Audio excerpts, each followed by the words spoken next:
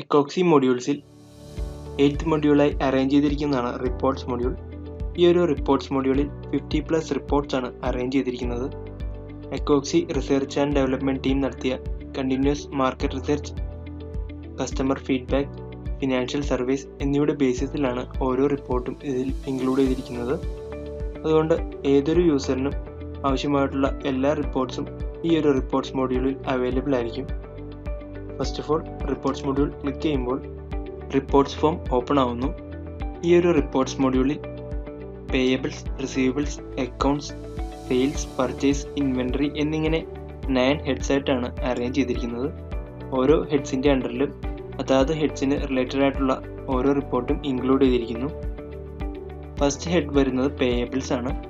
പേയബിൾസിൻ്റെ അണ്ടറിൽ payables related ആയിട്ടുള്ള എല്ലാ റിപ്പോർട്ടും ഇൻക്ലൂഡ് ചെയ്തിരിക്കുന്നു. പേയബിൾസ് ഹെഡിൻ്റെ അണ്ടറിൽ വരുന്ന ഫസ്റ്റ് റിപ്പോർട്ടാണ് പേയബിൾസ് ഏജിംഗ് ഡീറ്റെയിൽസ്. ഈ ഒരു ഏജിംഗ് ഡീറ്റെയിൽസ് റിപ്പോർട്ട് എങ്ങനെയാണെന്നുള്ളത് നോക്കാം. First of all ageing details റിപ്പോർട്ടിൽ ക്ലിക്ക് ചെയ്ത് കഴിയുമ്പോൾ റിപ്പോർട്ട് ഓപ്പൺ ആവുന്നു. ഈ ഒരു റിപ്പോർട്ടിൽ ഓർഗനൈസേഷനിൽ ഡീൽ ചെയ്യുന്ന എല്ലാ സപ്ലയറിൻ്റെ ഡീറ്റെയിൽസും അതുപോലെ ഓരോ സപ്ലയറുടെയും ഇൻവോയ്സ് വൈസ് ഡീറ്റെയിൽസും ഇൻക്ലൂഡ് ചെയ്തിരിക്കുന്നു. Payable ageing details report indicate ചെയ്യുന്നത് ഓരോ സപ്ലയറിനും കൊടുക്കാനുള്ള ബാലൻസ് എമൗണ്ടിൻ്റെ ഏജിംഗ് ഡീറ്റെയിൽസ് ആണ്. ഈ ഒരു റിപ്പോർട്ട് ടേബിളിൽ ഏതൊക്കെ ഡീറ്റെയിൽസ് ആണ് ഇൻക്ലൂഡ് ചെയ്തിരിക്കുന്നതെന്ന് നോക്കാം. ഫസ്റ്റ് വൺ വരുന്ന സപ്ലയർ നെയിമാണ്. നമ്മൾ ഡീൽ ചെയ്യുന്ന ഓരോ സപ്ലയറുടെ നെയിമും നമുക്കിവിടെ അവൈലബിൾ ആയിരിക്കും. നെക്സ്റ്റ് വരുന്നത് ടൈപ്പ് വരുന്നത് പർച്ചേസ് ഇൻവോയ്സ് ഓർ ബിൽസ് എന്ന ടൈപ്പാണ്. നെക്സ്റ്റ് വരുന്നത് ഓരോ പർച്ചേസിൻ്റെയും ബിൽസിൻ്റെയും റഫറൻസ് നമ്പറാണ് ഇൻഡിക്കേറ്റ് ചെയ്യുന്നത്. അതുപോലെ തന്നെ പർച്ചേസ് ഡേറ്റ് നമുക്കിവിടെ കാണാം, അതുപോലെ ഡ്യൂ ഡേറ്റ് കാണാം. നെക്സ്റ്റ് വരുന്നത് ഏജ് ഡേയ്സ് ആണ്. ഈ ഒരു ഡ്യൂ ഡേറ്റിന് ശേഷം വരുന്ന ഡേയ്സിൻ്റെ ഏജ് ആണ് ഈ ഒരു ടേബിളിൽ നമുക്ക് കാണാൻ സാധിക്കുന്നത്. അതുപോലെ ഓരോ ഇൻവോയ്സിൻ്റെയും എമൗണ്ട് നമുക്ക് സെപ്പറേറ്റ്ലി കാണാൻ സാധിക്കും. എമൗണ്ട് ആൻഡ് പേ ചെയ്ത എമൗണ്ട് സെപ്പറേറ്റ്ലി നമുക്ക് അവൈലബിൾ ആണ്. നെക്സ്റ്റ് വരുന്നത് ബാലൻസ് എമൗണ്ട് ആണ്. ആൻഡ് ലാസ്റ്റ് വൺ വരുന്നത് സമ്മറി ആണ്. ഓരോ എമൗണ്ടിൻ്റെയും balance amount and summary details നമുക്ക് കാണാൻ സാധിക്കും.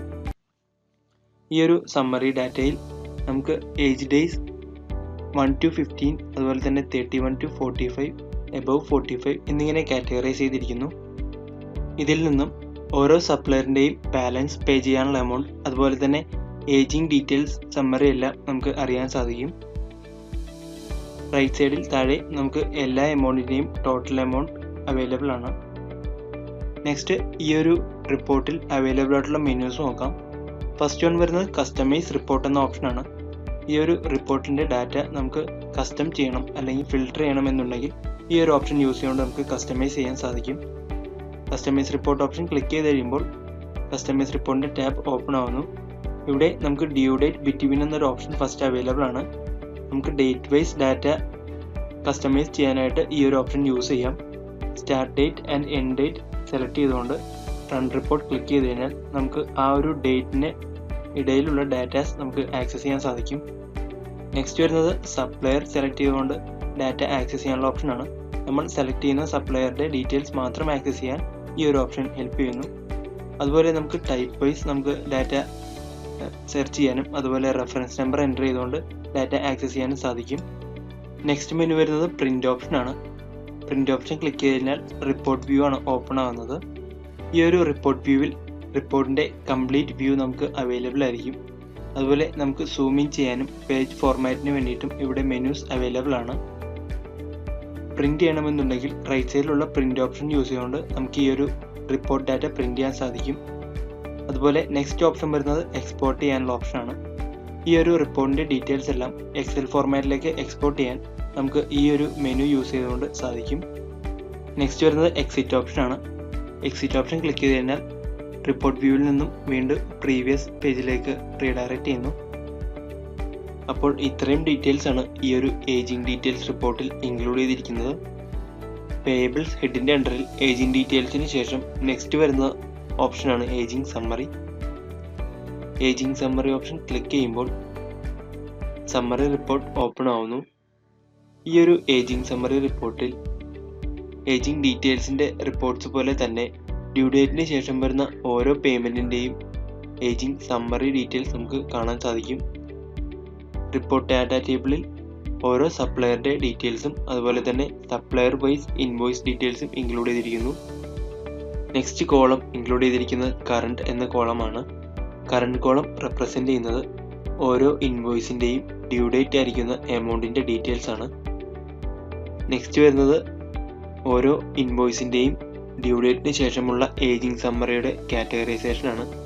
ഇവിടെ 1 to 15 days, 16 to 30 days, 31 to 45, above 45 days എന്നിങ്ങനെ കാറ്റഗറൈസ് ചെയ്തിരിക്കുന്നത് നമുക്ക് കാണാം. ഓരോ ഏജിംഗ് സമ്മറി ഡേയ്സിൻ്റെയും എമൗണ്ട് ഡീറ്റെയിൽസ് നമുക്ക് ഈ ഒരു കോളമിൽ കാണാൻ സാധിക്കും. 31 to 45 ഡേയ്സിൽ ഏതൊക്കെ ഇൻവോയ്സിൻ്റെ എമൗണ്ട് ആണോ പെൻഡിങ് ഉള്ളത് ആ ഡീറ്റെയിൽസ് എല്ലാം നമുക്കിവിടെ കാണാം. അതുപോലെ എബോവ് 45 ഡേയ്സിലും റൈറ്റ് സൈഡിൽ ടോട്ടൽ ഇൻവോയ്സിൻ്റെ പെൻഡിങ് എമൗണ്ട് ആയിട്ടുള്ള ഡീറ്റെയിൽസും കാണാൻ സാധിക്കും. ഓരോ കോളമിൻ്റെയും ടോട്ടൽ എമൗണ്ട് നമുക്ക് റൈറ്റ് സൈഡിൽ താഴെയെല്ലാം കാണാൻ സാധിക്കും. ഈ ഒരു ഏജിംഗ് സമ്മറി റിപ്പോർട്ട് ഇൻക്ലൂഡ് ചെയ്തിരിക്കുന്നത് പെൻഡിങ് ആയിട്ടുള്ള എമൗണ്ട് ഡീറ്റെയിൽസും അതുപോലെ തന്നെ ഏജിംഗ് സമ്മറി ഡീറ്റെയിൽസും അറിയാൻ വേണ്ടിയിട്ടാണ്. നെക്സ്റ്റ് ഇതിൽ വരുന്ന മെനൂസ് ഏതൊക്കെയാണെന്നുള്ളത് നോക്കാം.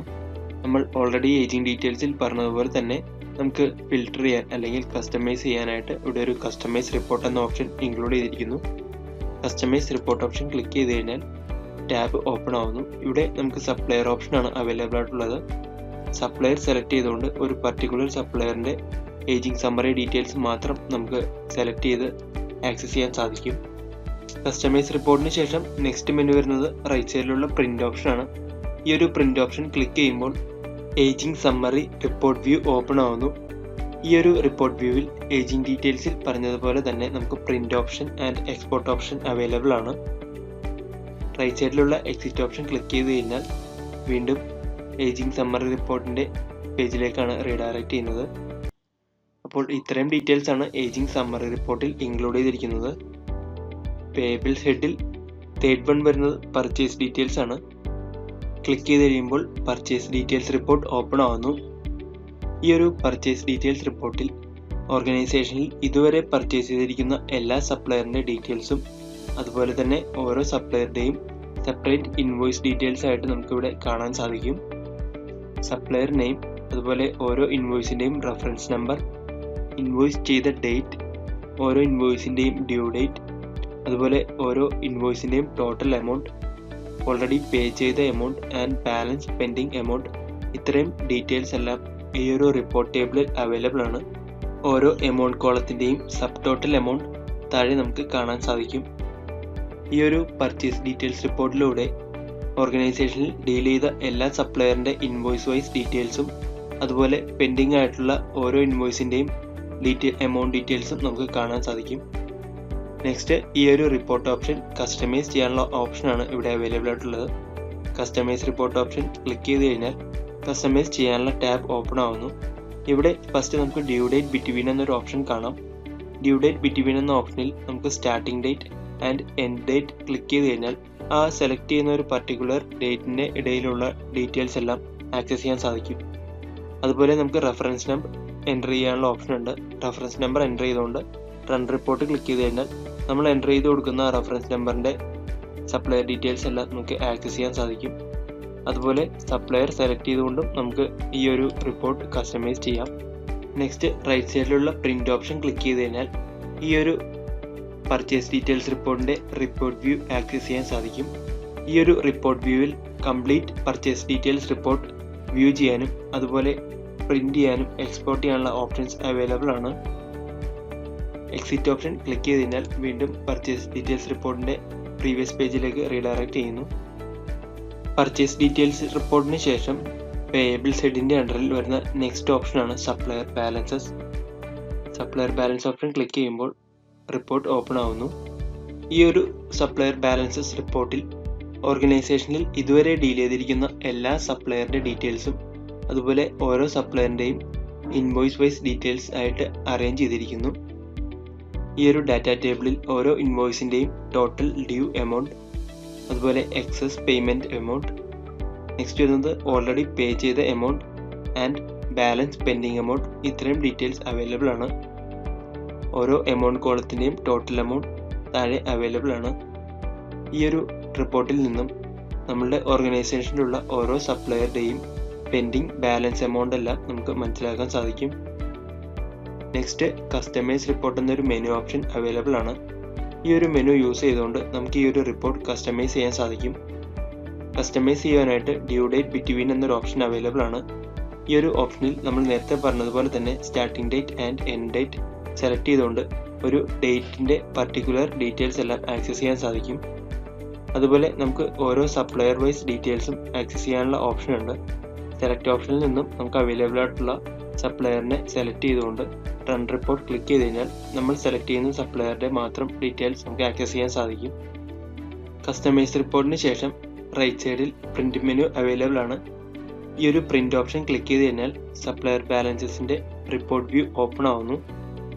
ഈ ഒരു റിപ്പോർട്ട് വ്യൂവിൽ സപ്ലയർ ബാലൻസസിന്റെ കംപ്ലീറ്റ് ഡാറ്റ ആയിട്ട് നമുക്ക് വ്യൂ ചെയ്യാൻ സാധിക്കും. അതുപോലെ നേരത്തെ പറഞ്ഞതുപോലെ നമുക്ക് ഈ ഒരു റിപ്പോർട്ടിന്റെ പ്രിന്റ് എടുക്കുവാനുള്ള ഓപ്ഷനും അതുപോലെ എക്സലിലേക്കും മറ്റും എക്സ്പോർട്ട് ചെയ്യാനുള്ള ഓപ്ഷനും അവൈലബിൾ ആണ്. എക്സിറ്റ് ഓപ്ഷൻ ക്ലിക്ക് ചെയ്ത് കഴിഞ്ഞാൽ വീണ്ടും സപ്ലയർ ബാലൻസസ് റിപ്പോർട്ടിന്റെ പ്രീവിയസ് പേജിലേക്ക് റീഡയറക്റ്റ് ചെയ്യുന്നു. ഇപ്പോൾ പേയബിൾസ് ഹെഡിന്റെ അണ്ടറിൽ ഇത്രയും ഡീറ്റെയിൽസ് ആണ് ഇൻക്ലൂഡ് ചെയ്തിരിക്കുന്നത്. Thank you.